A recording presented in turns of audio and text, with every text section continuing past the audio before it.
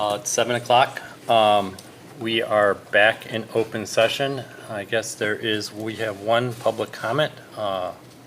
Johan Baer, Yep. Thank you. you want to come up? We generally don't respond, and we limit to generally 3 minutes. 3 minutes? Yes. All right. Try to keep it short then.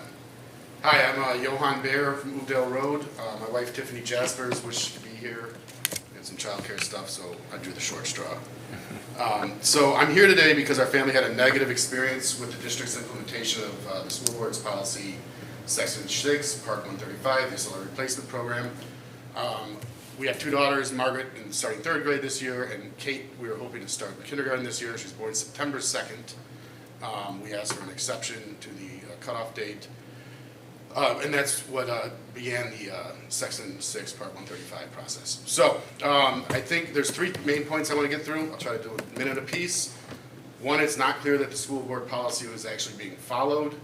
I'll talk about that as we get through with that. Two, I'd like to urge the school board to ask the district, or to require the district to follow and implement the policy in a more transparent and professional manner. I'll get into my reasons for that in a minute. Number three, if this outcome is in fact the policy desired by the board, we would urge the board to reconsider the policy. And I'll summarize by saying that. Brief summary, Kate is 1 day past. We asked for an exception. We filed for this in February, didn't receive a response until April 23rd. Right away, we had, that's 2 months, 3 months that we had no response. Multiple follow-ups, multiple emails following up until we finally got a response on this. We were told, essentially, it's a no-go, the rules are hard, but if she tests at the 75% of people who have already completed kindergarten, then she could be admitted. Which, to me, and I'll get into this in number three, the bureaucratic part of this, it's very high test, like an impassable test for early admittance on a margin edge case like this. Kate tested 71% in one of the tests. She tested 130 on the Wechsler scale. I could take that test administered by our district, bring it into Mensa, get her registered as a genius today. I can't get her into kindergarten with that, but with the same test administered by the school district. She tested 71% of all kindergartners who finished Blythe kindergarten. She's 4 years old, she hasn't started kindergarten yet. So it's clearly a marginal case. All right, it's not clear the school board policy is being followed. I'm going to quickly read Section 1. Decision-making processes are fair, equitable, and involve multiple individuals. For example, district administrators, teachers, school support personnel, student parents, and guardians. So this policy was, I'll say the principal of Blythe, Principal Gorman, advocated for Kate's early admittance. People that administered her test advocated for her early admittance. Her current teachers in pre-K advocated for early admittance. And we strongly advocated as her parents. We wrote multiple letters, documented why we thought that this was the appropriate response. These were not even considered. There was no consideration whatsoever given to this. So Section 1, the decision-making process. Decision-making is right there at the beginning. We were not involved in the decision-making process. We said our piece. They said, thank you, let's look at the test scores. She performed very well on the test scores, but she did not perform in the 75th and 90th percentile of students who graduated kindergarten already. So it's not clear to me that the policy is actually being followed. That's step one. Step two is we urge the school board to require the district to follow and implement the policy in a more transparent and professional manner. Again, I mentioned briefly we didn't receive responses for a long time. We got nothing in writing, nothing. So Dr. Dolezal rejected the application in a meeting, a face-to-face meeting. No formal reason why, just didn't pass the test. The process stops here, not eligible. In addition to lack of communication, lack of seriously taking the parents' interests up front. It just sort of was, you're going to take this test, you're not going to pass the test because you're not going to be in the 90th percentile of students who have already graduated kindergarten, and then we're going to say no and move on. All right. So we would urge the school district to require more transparency in a more professional manner and actually following this process. If this outcome is in fact the policy that you desire as a school board, I would urge you to reconsider it, okay? This makes perfect sense, potentially. I'm not an expert on this stuff. For getting, say, my daughter Margaret is in 3rd grade, to getting her to go into skip 4th grade entirely and go into 5th grade. That's asking a lot. And there should be rigorous testing on that, a lot of psychological intervention to see if the student's ready for that. This is asking a student to skip by a day. Now, Dr. Dolezal mentioned in the meeting, what am I supposed to say to a parent who's born, the child was born on the 3rd or the 5th or the 12th of September? Like, where does it stop? It has to stop somewhere.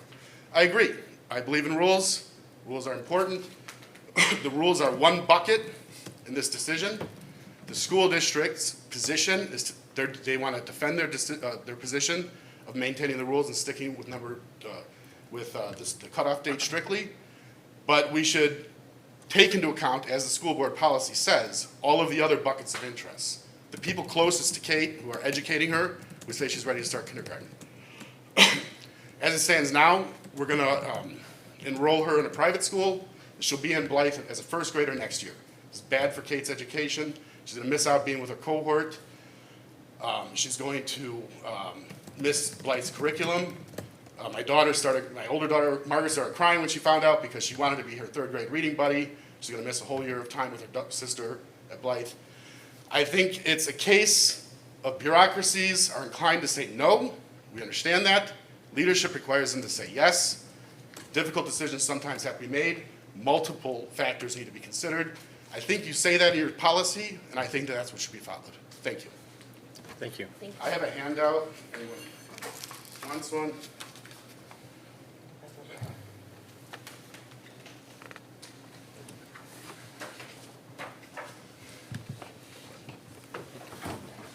All right. So the next thing on the agenda is I guess, is there any changes to the agenda? Any proposed changes? All right, and then it's the superintendent report. All right.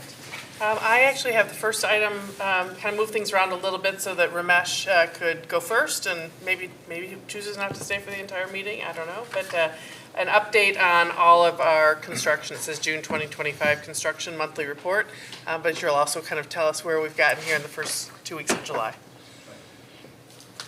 So we have 3 major projects that we undertook this summer. The first one being the Hauser exterior tuck pointing. The second one was the Ames School boiler project. And the last one was the replacement of the roof above the library at Hollywood. So I'm happy to report that all the projects are on schedule. The Hauser project was complicated. If you recall, we had asked for a change order to replace over 83 additional lintels, and the contractor had to procure additional brick for that work, but he's managed to make up that time. And I'm also happy to report that we managed another major milestone of that project was to reduce the height of the chimney, which was not there in the base contract. But we felt that rather than tuck pointing that chimney and dealing with it, cracks in it in the future, we decided to drop the chimney height to the legally required minimum. It makes a whole lot of sense because by doing that, we can make sure that we don't have chimney masonry repair projects in the future. So those 3 projects, so that project's on schedule. We actually have finished grinding out all the joints as of today. So no more dust creation activities, which I'm sure Bill and his crew will be happy about because they can start cleaning the insides of the school. We already, about 50% of the pointing work has been completed as well, and the first wash has also been done. The project is on schedule to finish by August 8th. That's over at Ames, at Hauser. With regards to the boiler project out here at this school, the boiler is in place. We have to do a major fresh air intake for the boilers to meet current code. The intake, the masonry will be removed in the next couple of days. The project's on schedule. We've already contacted the state fire marshal, and they've asked us to reach out to them closer to the inspection date. The inspection date is going to be closer towards August 20th, but that's only in the boiler room itself. It won't disrupt any school activities. The major school disruption would be from this air intake, which will be complete in the next couple of days. The Hollywood project, I'm happy to report, is almost complete. It's about 99% complete. We will actually be doing a walkthrough on that job tomorrow, and following which we should be able to move towards closeout. So that contractor finished his work almost 3 weeks ahead of schedule. So those are the 3 construction projects we have. We've also undertaken a couple of minor projects over and above those summer projects. We just walked the Ames grassy area. We're going to replace that with engineered fill, which will last us about a year while we can decide how we can come up with a permanent solution for the project. And that one's being taken up. And then we're also looking towards the completion of our central houser project that we started last year, which is opening the grass pitch up here to the children. So that project is about 95% complete. There are 2 parts of it. We recall the basketball court was started to crumble, and under the warranty section, we're having that replaced. The contractor is going to start demolition on that on Monday, and the work on that will be complete by August 10th. The second part of it is opening up the pitch itself. The fence on that will come down in the first week of August. The grass is growing well. We had to make some adjustments to some of the intakes out there on the manholes, and that work was completed actually 2 months ago, but the inspection on it was done only last week. So we are on schedule for all our projects for the summer. That's great. Any questions or comments? Or Matt, as facilities chair, you've been on a couple facilities meetings now. Anything else you'd want to add? No, it's good that they're wrapping up. That's good. Yeah. Thank you, Ramesh. All right. I also have just a very brief summer school update. So summer school started this week, right? That was our first week of summer school. Aaron Dwyer, who is our new principal for Hollywood School, who started with us on July 2nd, is also our summer school principal, as that's a position that goes hand in hand with the Hollywood principalship. Already doing a great job, jumped right in, and a lot of the organization had obviously been done in advance, and now Aaron is overseeing the program. We did, because of what Ramesh had shared about the Hauser tuck pointing, we had originally thought that we could bring children into sort of a designated part of Hauser, and really the tuck pointing project, as it became more significant, just was dusty. We weren't able to get the air conditioning on because of the dust that was there, et cetera. So we did move all summer school classes over to Ames, here to this building. We had planned for summer school to be here, but we had really hoped that the transition to Hauser class and the drama class that's taught for the middle school students could have been over, but it just didn't seem that it was a decision that had student safety as first and foremost. And so I know we had a number of families that then declined the summer school program, given that transition to Hauser, that there's some value obviously in being at Hauser. I also just want to comment on that Chris Harvalis and Katie Kayest over at Hauser have also planned to extend the incoming 6th grade orientation event so that kids have more time actually at the school on I think that's an evening event. So that should help with some of this. I know some people feel that the transition to Hauser is a mandatory class. It's a really nice opportunity, but we've certainly over the years been really building on our transition activities for kids to make that transition as smooth and as successful as possible. But the other summer school classes are listed here, and a little bit of feedback in terms of the enrollments, and if there's any questions, I'm happy to take those if I can answer them, or if Angela and I can answer them, and if not, we would potentially plan a whole summer school presentation, which we've done some years, and some years it kind of moves on as planned, and all the documentation you have is sufficient. Has there been any feedback on transition to Hauser not being, like, kids who have actually taken it, or families? I mean, I'm sure there's some disappointment, and then just by the number of families that have dropped the class, I think that's indicative of not feeling that it had the same meaning or same opportunity for students. I mean, I know from personal experience, my kids both appreciated that, and I can totally understand why some parents are dropping out. And I appreciate that they're doing extra activities for 6th grade to help them with that transition, because it is really, my kids found it very beneficial. Yeah. So. But we looked long and hard. I know Aaron Dwyer and Angela went and toured the building again, just before the start of summer school, and we just thought we just can't. I mean, it's been a more extensive tuck pointing project, as Ramesh talked about all the additional lintels that needed to be ground down, et cetera, so. Are you gonna say something?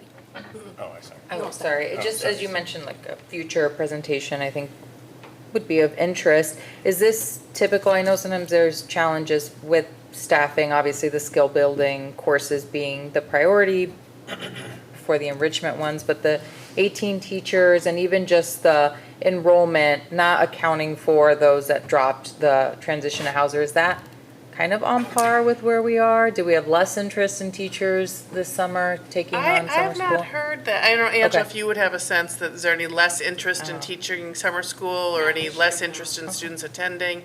You know, we had a little bit of like a post-pandemic dip that I think there was Yeah, a I sense from remember. some teachers, if not also maybe families, that, you know, getting back into structures were hard and teachers felt a need to sort of have that break. But I think there's been some real enthusiasm for summer school, so I don't feel that. And we even had two teachers that, because of class size numbers, jumped in to teach at the last minute also.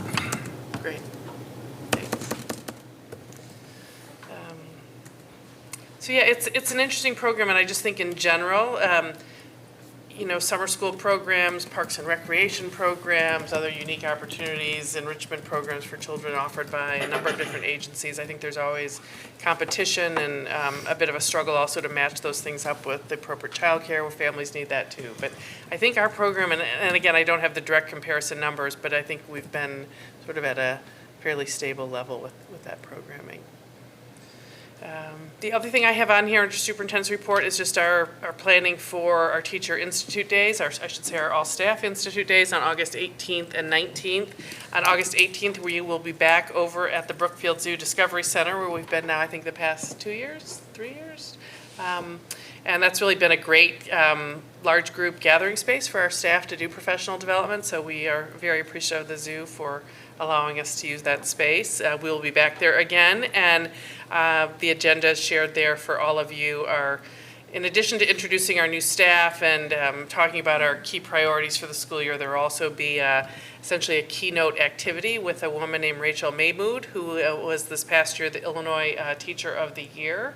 And I had an opportunity to hear her speak, and she's done a lot of speaking engagements in the West Cook area. Her focus is really on bringing teacher voice and a sense of teacher connectedness around that really important voice in making our school district an even better place for kids. So I'm looking forward to that, and please consider it an invitation to join us for any or all parts of the day. If you want to join us for lunch, just let us know. We'll add you to the lunch count.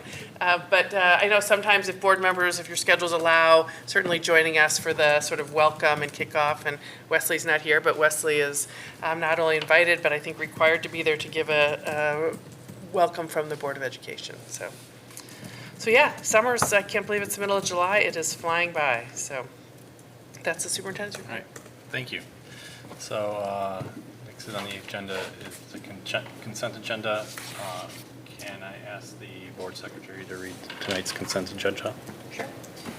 Tonight's consent agenda consists of minutes of the following meetings: the June 18th regular business meeting, the personnel report as presented, the payables pre-list as of June 30th, along with the payables pre-list as of July 16th, and the West 40 Regional Safe Schools contracts for 2025-2026. Okay, thank you. Is there a motion to approve? I guess, does anyone want to take any, think off the consent agenda for further discussion? All right. Is there a motion to approve tonight's consent agenda as presented? So moved. Second. Kathy, can you please call the roll? Okay. Mr. Hunt? Aye. Ms. Gunn? Aye. Ms. Kalick? Aye. Mr. Olick? Aye. Mr. Barsadi? Aye. Okay, motion passes. So next on the agenda is Riverside Education Council. I do not see them. I think we missed something. Oh, I'm sorry. My apologies. Yeah, so there's a,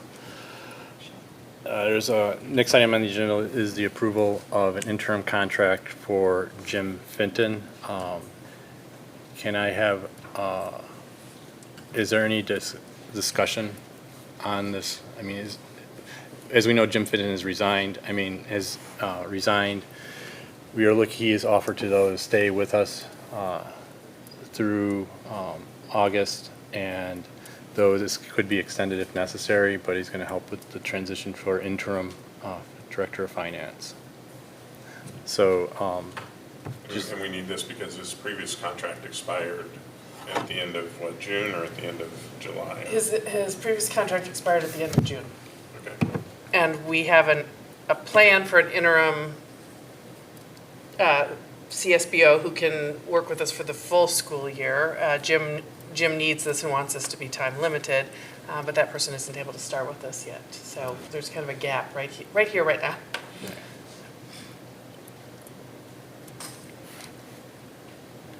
so is there a motion to approve the interim part-time contract for Jim Finton as presented? So moved. Second. Is there any further discussion on this? Kathy, can you call the roll, please? Okay. Ms. Gunn? Aye. Ms. Kalick? Aye. Mr. Olick? Aye. Mr. Hunt? Aye. And Mr. Barsadi? Aye. Motion passes. All right, now we're on to Riverside Educational Council. Thank you for keeping me Yeah. honest, Dan. I do not see anyone here. I don't either. So then, next on the agenda is board member comments.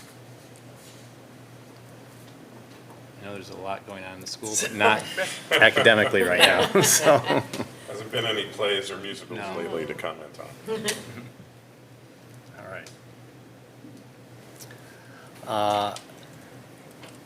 If there's nothing else under old business, there's the approval of the security bid, which we discussed. Is there any discussion around this, specifically regarding the dollar amount for the security contract?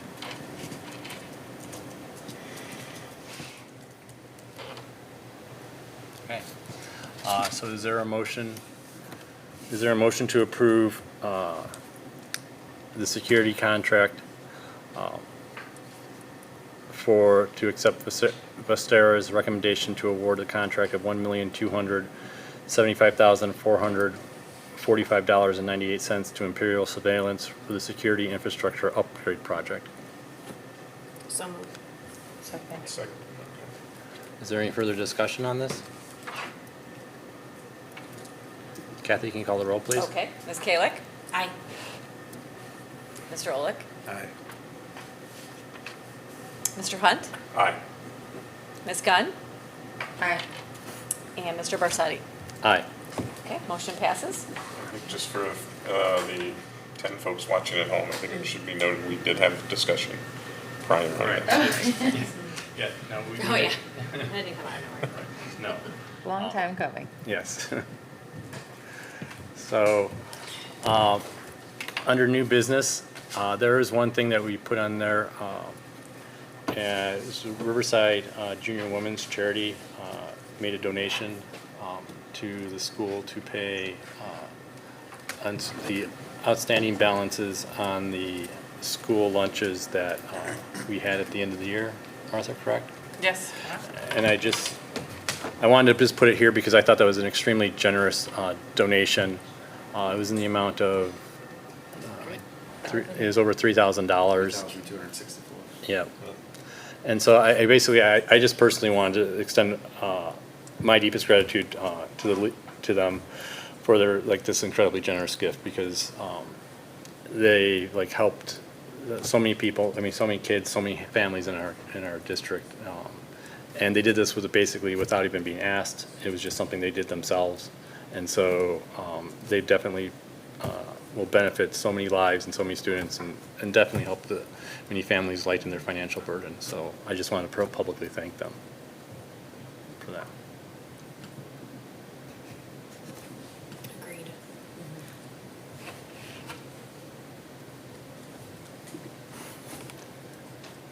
All And right. Molly Castor noticed it too, and she will feature that on our social media also. Okay, to all extend right. additional Thank you. thanks. Just a great community connection, and Yeah. yeah, it was just something that they came and kind of quietly did, and Right.